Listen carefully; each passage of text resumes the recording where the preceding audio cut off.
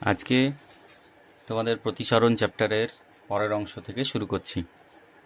আজকের প্রথম টপিকটা হলো সমান্তরাল কাঁচ ফলকের মধ্যে দিয়ে আলোর প্রতিসরণ হলে কি ঘটনাটা ঘটে। এক্ষেত্রে এ বি সি ডি দেখতে পাচ্ছ, এটা হচ্ছে একটা কাঁচ ফলক।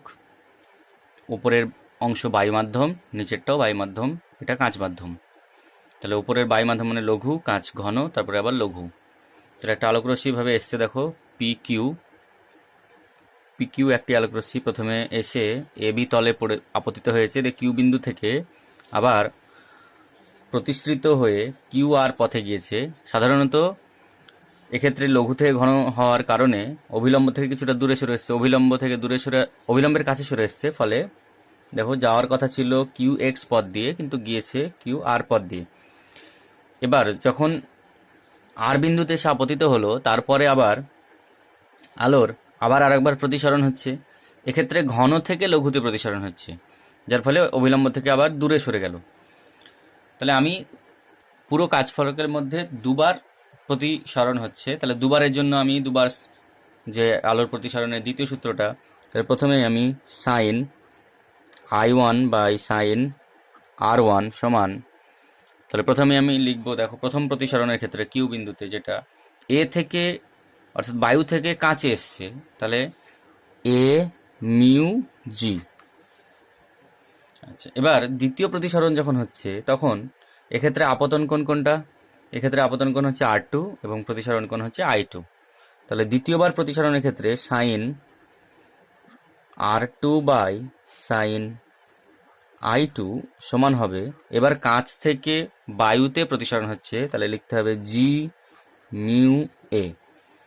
এবার আমরা জানি যে এ মিউ জি অর্থাৎ বায়ুর সাপেক্ষে কাঁচের প্রতিসরাঙ্ক, এটা সমান হয় 1 বাই জি মিউ এ অর্থাৎ কাঁচের সাপেক্ষে বায়ুর প্রতিসরাঙ্ক। একে অপরের অনন্যক হয়, যার ফলে মানটা যদি আমি এভাবে লিখি, sine I1 by sine R1 into sine R2 by sine I2, গুণ করে দিলাম দুটো সমীকরণকে, তাহলে সমান হবে A mu G into G mu A. আচ্ছা, এখান থেকে দেখতে পাচ্ছ A mu G into G mu A যদি করি আমি, A mu G into G mu A, এটার মান হবে 1 কোনাকুনি গুণ করে, তাহলে এই মানটা হয়ে গেল 1। এবার দেখো R1 এবং R2, এটা ভালো করে লক্ষ্য করলে দেখতে পাবে যে কিউটি এটা অভিলম্ব এবং এখানে আর একটা অভিলম্ব, দুটো অভিলম্বকে ছেদ করেছে কিউ আর। তাহলে দুই পাশে যে কোণ তৈরি হয় সেই দুটো কোণ হয় একান্তর কোণ R1 এবং R2। তাহলে R1 এবং R2 মান সমান, তাহলে যেহেতু R1 এবং R2 মান সমান, তাহলে সাইন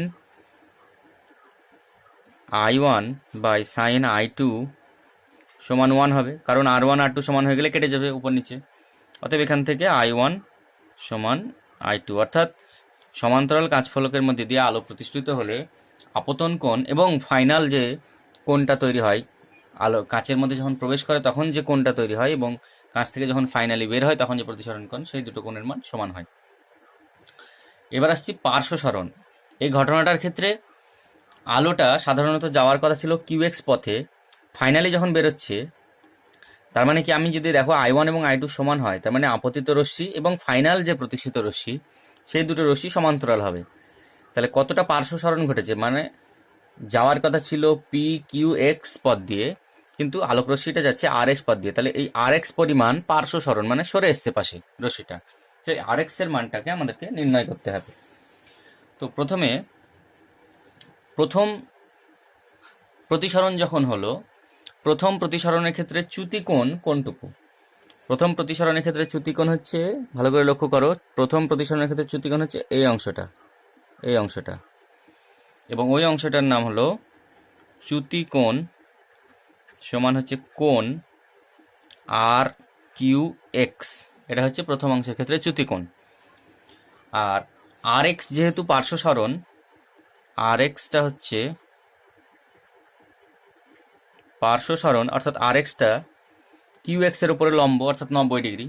তার মানে তুমি বলতে পারো যে ত্রিভুজ আর কিউ এক্স এটা হচ্ছে সমকোণী ত্রিভুজ। আর কিউ এক্স এটা হচ্ছে সমকোণী ত্রিভুজ। এবার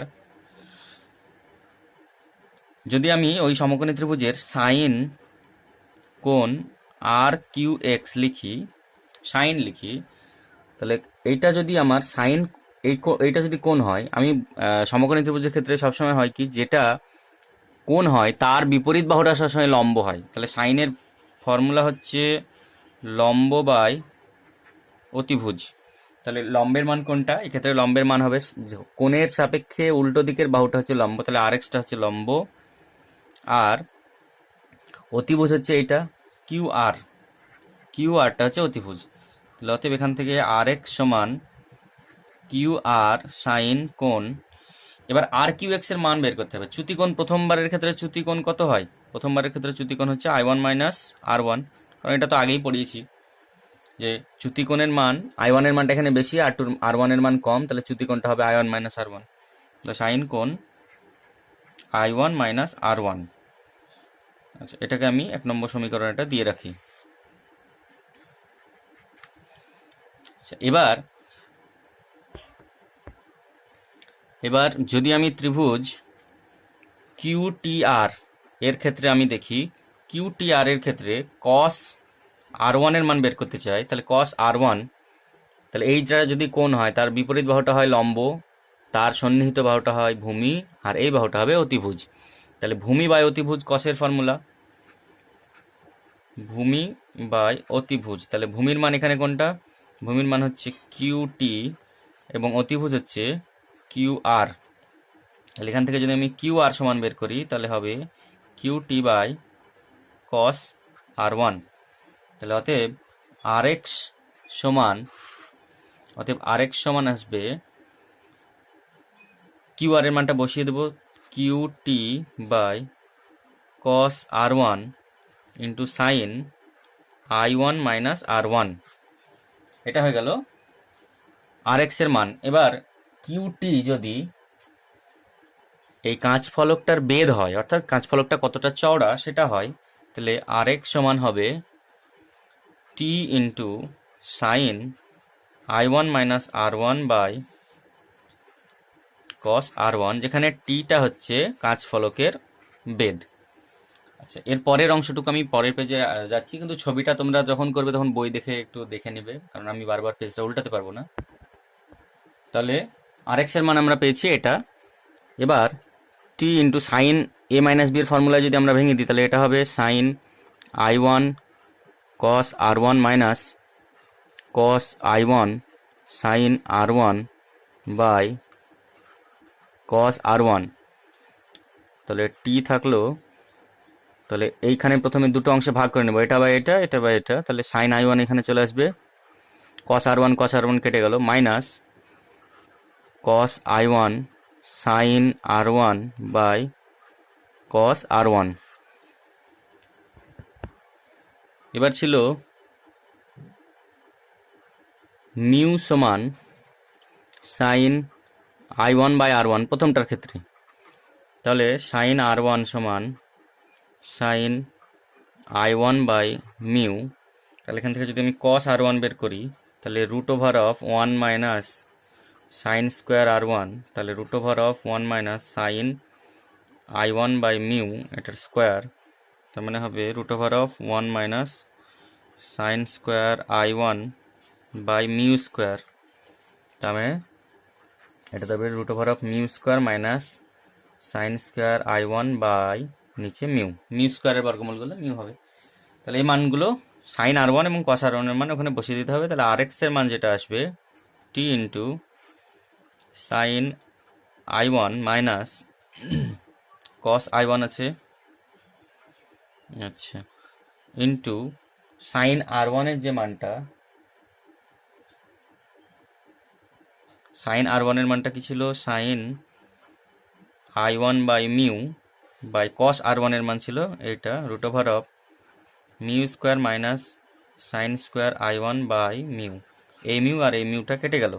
তাহলে দেখো এখানে সাইন 1 আছে, এখানে সাইন I1 আছে, তাহলে টি সাইন I1, তাহলে 1 মাইনাস উপরে হয়ে যাবে cos I1, আর এখানে হবে root over of mu square minus sine square I1। তাহলে এটাই হয়ে গেল যে পার্শ্ব সরণ কতটা হচ্ছে তার ফর্মুলা। আচ্ছা, এরপরে অনেকগুলো কাঁচ ফলকের মধ্যে দিয়ে যে পরপর যদি আলো যায়, ধরো প্রথমে বায়ু মাধ্যম এ, তারপরে একটা মাধ্যম বি, তারপর অন্য আর একটা কাঁচ মাধ্যম সি, তারপরে আবার লাস্টে বায়ু মাধ্যমে এসে আলো প্রবেশ করছে।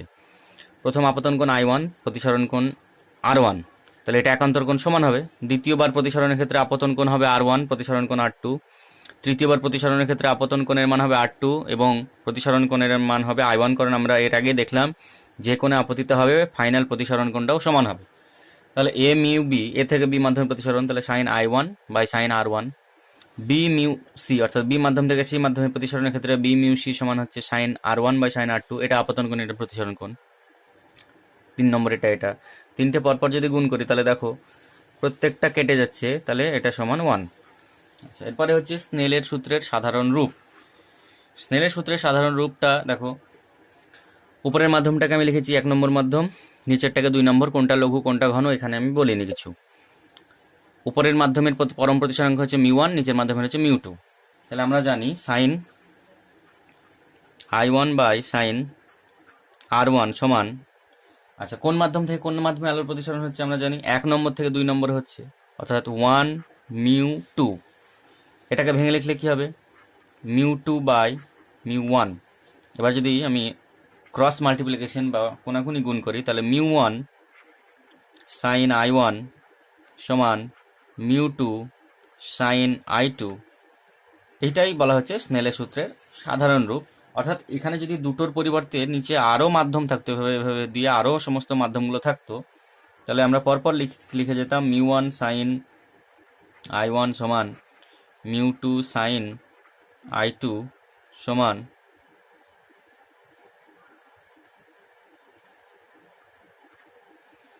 মিউ3 সাইন I3, পরপর এভাবে চলে যেত।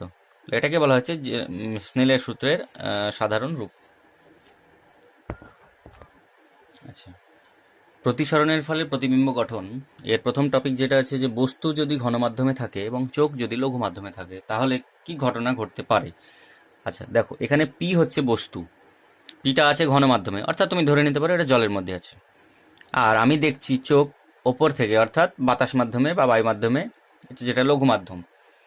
তাহলে আমরা দেখি অনেক সময় জলের ভিতরে যদি কোনো বস্তু থাকে তাহলে কিছুটা উপরের দিকে উঠেছে বলে মনে হয়, অনেকটা কিছুটা বাঁকা মনে হয়। অনেক সময় পাটকাঠি যদি দেওয়া হয়, যা পাটকাঠিটা দেখতেও জলের মধ্যে জলের উপরের অংশটা সোজা লাগে এবং জলের নিচ থেকে যেন বাঁকা তেমন হয়, যদিও আসলে বাঁকা থাকে না। তার কারণ এইটা, প্রথমে এখান থেকে একটা আলোকরশ্মি যদি লম্বভাবে গিয়ে পড়ে এখানে, তাহলে আমরা জানি লম্বভাবে পড়লে লম্বভাবে প্রতিসৃত হয়।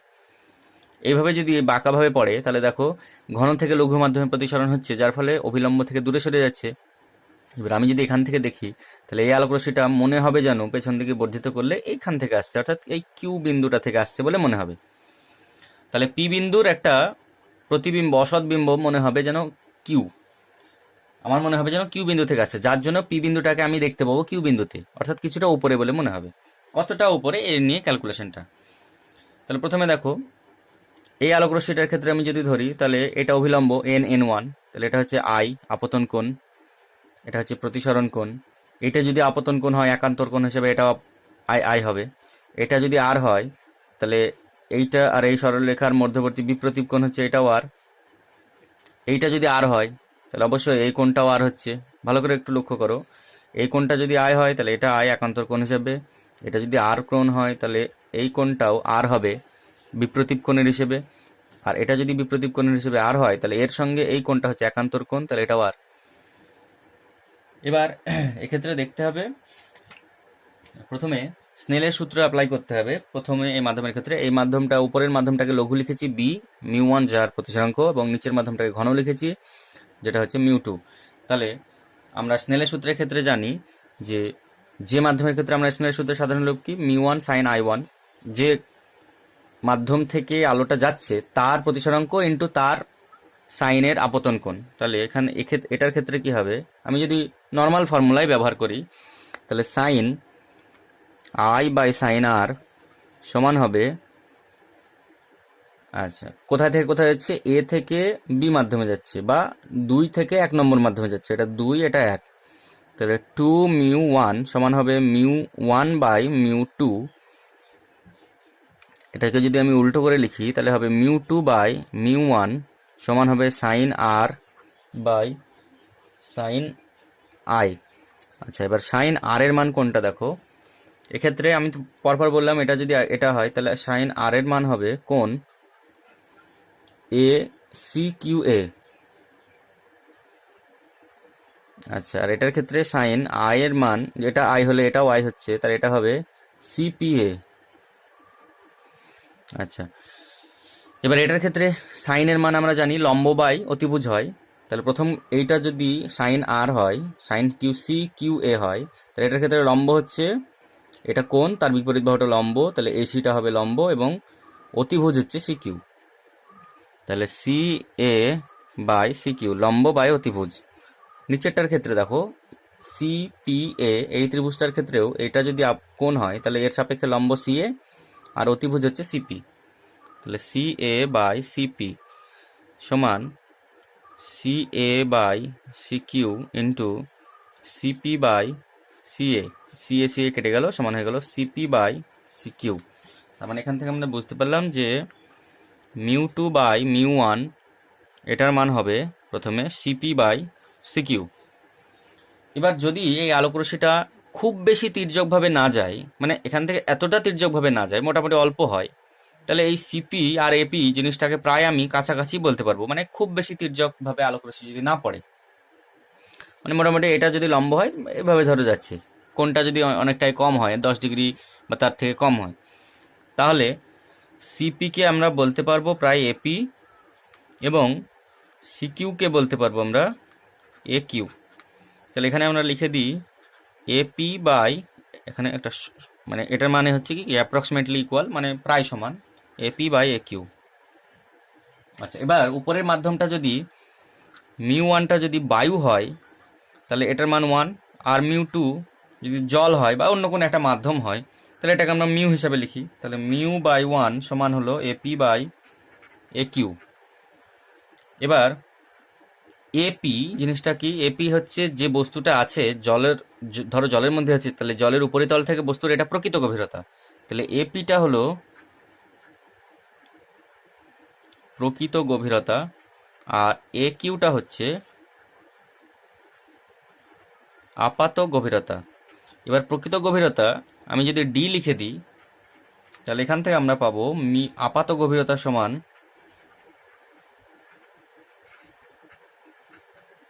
D by mu. মিউটা নিচে চলে এলো এবং আপাত গভীরতাটা কোনাকুনি কোণ হয়ে গেল। তাহলে আপাত গভীরতা হয়ে যাবে ডি বাই মিউ। এবার মিউ এর মান আমরা জানি যে এটা তো 1-এর থেকে বেশি হয়, তাহলে ডি কে যদি ভাগ করি তাহলে আপাত গভীরতাটা প্রকৃত গভীরতার চেয়ে কম, ছবিতেও সেই অনুযায়ী আছে। তাহলে পি থেকে কিউ পর্যন্ত কতটুকু পার্শ্ব সরণ ঘটলো, মানে কতটুকু উপরে উঠে গেছে, সেইটা আবার যদি আমরা নির্ণয় করি যে কতটুকু উপরের দিকে গিয়েছে, সেটার ক্ষেত্রে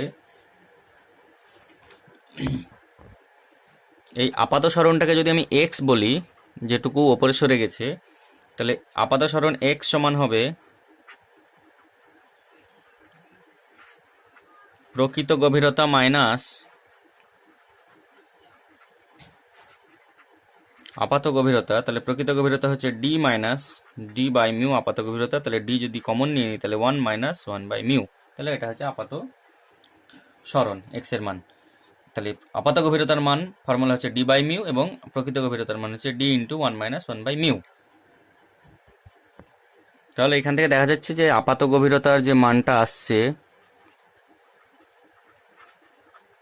সেটা আসছে প্রকৃত গভীরতা ডি বাই মিউ, আর আপাত যে সরণ এক্স এর মান আসছে সেটা আসছে প্রকৃত গভীরতা মাইনাস আপাত গভীরতা সমান D into 1 minus 1 by mu. এবার ওইখানে যদি একটার পরিবর্তে অনেকগুলো পরপর আরো মাধ্যম থাকতো, তাহলে আপাত গভীরতার যে মানটা হতো, ধরো একটার পরিবর্তে সাধারণত একটা প্রতিসরণ দেখালাম, ওর পরে যদি এভাবে পরপর অনেকগুলো থাকতো, তার নিচে বস্তুটা থাকতো, তাহলে আমি ফাইনালি যেখান থেকে দেখতাম, তাহলে অনেকগুলো যদি মাধ্যম এভাবে থাকতো, তাহলে আপাত গভীরতার যে মানটা আসতো সেটা আসতো এরকম।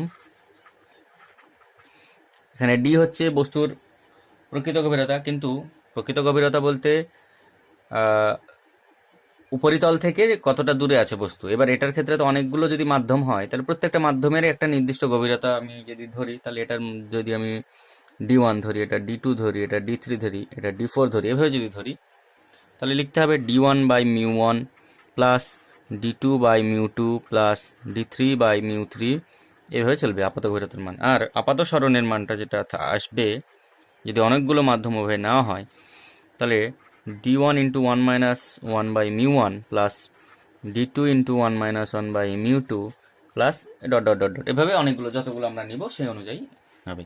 তাহলে আজকে পর্যন্তই থাকলো। কালকে আগামী দিন এটার উল্টো ঘটনা, অর্থাৎ যদি বস্তু ঘন মাধ্যমেই থাকে, বস্তু লঘু মাধ্যমে থাকে এবং চোখ ঘন মাধ্যমে থাকে, তাহলে সেক্ষেত্রে কি ঘটনাটা ঘটবে সেটা দেখাবো।